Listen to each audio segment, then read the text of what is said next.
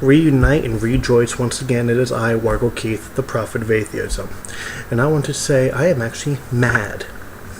Now, I have just watched a video called The 7 Questions That Make Atheists Think. And the reason I'm mad is because of this. And let me show you here what it says at the beginning of this video. One moment while we get it up. Title screen.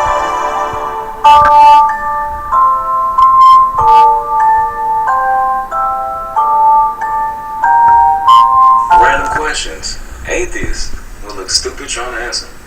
By far one of my most fun videos yet, but this is a similar video, but that video was more of seeing people's reactions and answers. Wasn't really on trying to get accurate answers or not, because as I said, it's all assumptions. All of your answers were assumptions. That's why I wasn't even really trying to respond to them. They were all assumptions. I don't know. So, at the beginning of his video, he basically says, you know what, I don't care what it is you have to say, I'm just trying to troll the community. Well, Mr. manuppowerup. Now, I normally am not an angry person, but I guarantee at the end of this video there's going to be a rant. Now, if I'm wrong about you, and you are actually asking these questions out of a want to be able to understand the universe better, I will more than happy to be the first to embrace you as a fellow brother and the seeker of knowledge. If you are asking these just to continue to troll, watch the end of the video. Without any further ado, though, you have 7 questions I'll make an atheist think. Let's see if we can get through them. I'm going to do the best I can to answer them, but truthfully, for the most part, I'm just going to be giving you links so that you can be able to do the research on your own. It's much more impactful that way, and will make you learn, instead of just listening to an atheist and say, lies, lie, lie, lie, idiot, idiot, idiot, like I'm thinking at you, you mother... So, let's get into it, shall we? Let's see. I don't really care about it. I just want to see what kind of ask questions. Where heaven is. You can just get to them. No one on earth, I'm assuming, has ever seen heaven. Okay, talking about heaven here. No one's seen it. These questions are just to make. First question. Okay, finally, I am at 2 minutes and 19 seconds in before I get to the first question. So you start out with talking about how you are trolling us. Then you spend about the next minute talking about heaven and how no one has seen it. Alright, so finally, 2 minutes and 15 seconds in, you get to your first question.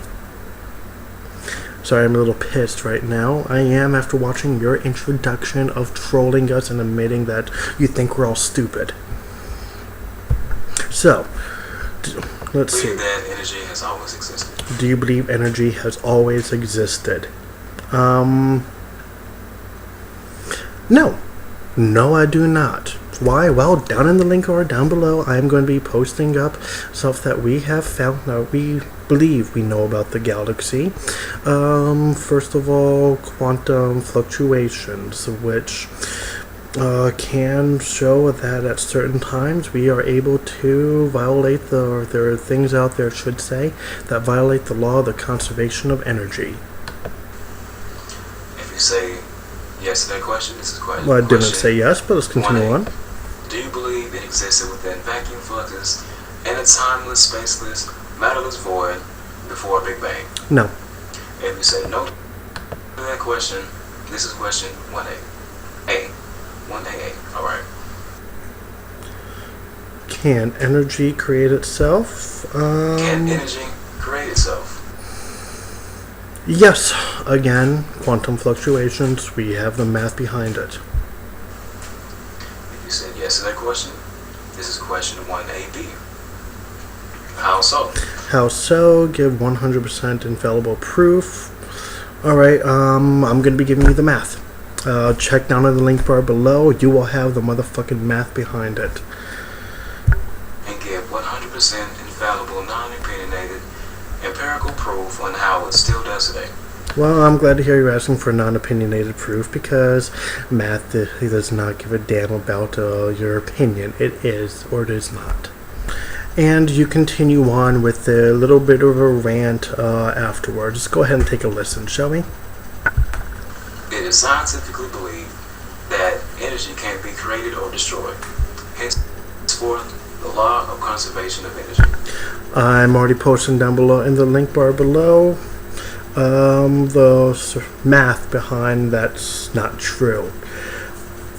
Let me go ahead now and talk to you about the difference between a law and a theory. See, for a law to be true, we will be able to state 100% empirically that yes, this will happen. Yes, based upon everything we know about the universe, that it will happen, this event, specific event. However, for that to be true, certain conditions must be met. A law can be applicable to a very narrowly defined set of circumstances. A theory, on the other hand, can be much broader in spectrum. Hence why we have the theory of quantum loop, the theory of string theory, the theory of gravity, as well as the law of gravity. So that may help you out with that understanding right there. But again, the law of conservation of energy, yes, that is true, 100% accurate. In the certain circumstances in which it is made for, which is our universe as we know it, not the universe before there was a universe, which is the issue we are having. Actually, to be honest, it's the issue we are having with the law of unified everything.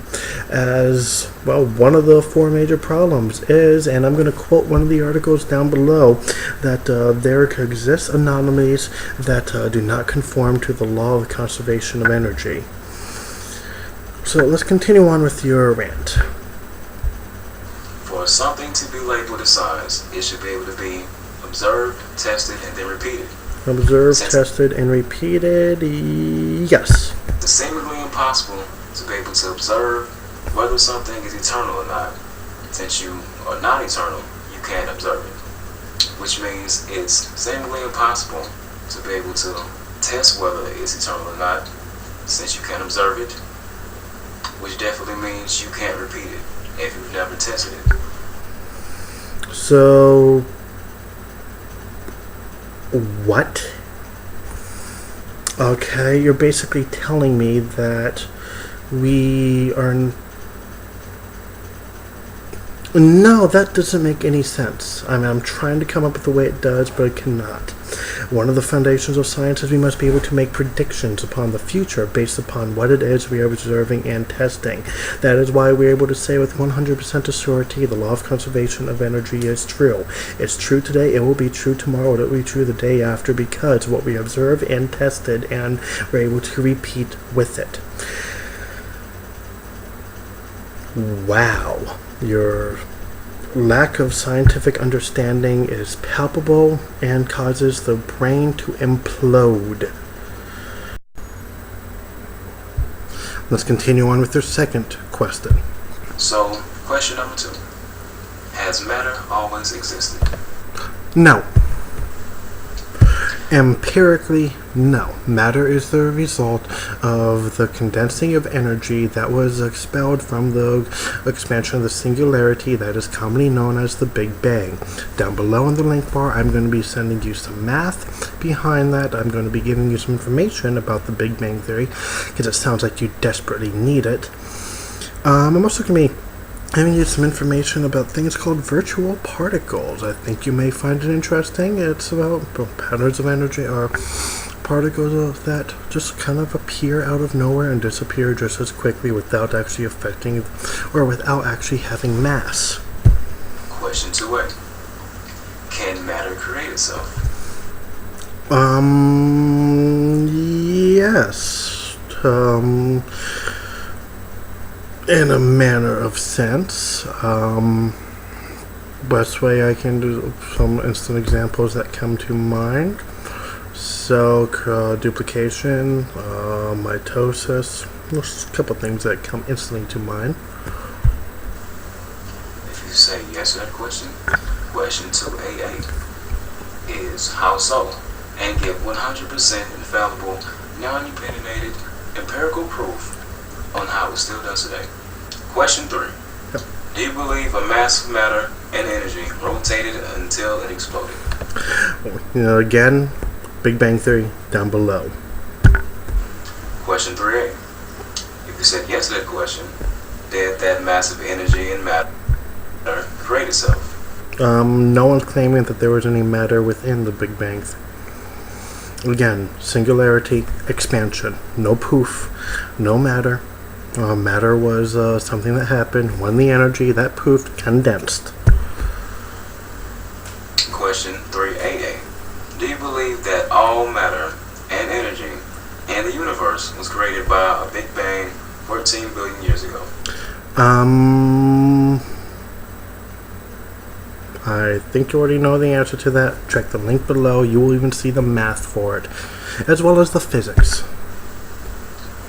If you said yes to that question, question 3AB goes as follows. Were you or anyone existing today existing at that point to observe this occurrence? No. If you said no to that question, the next Hey, I actually got one right, according to you.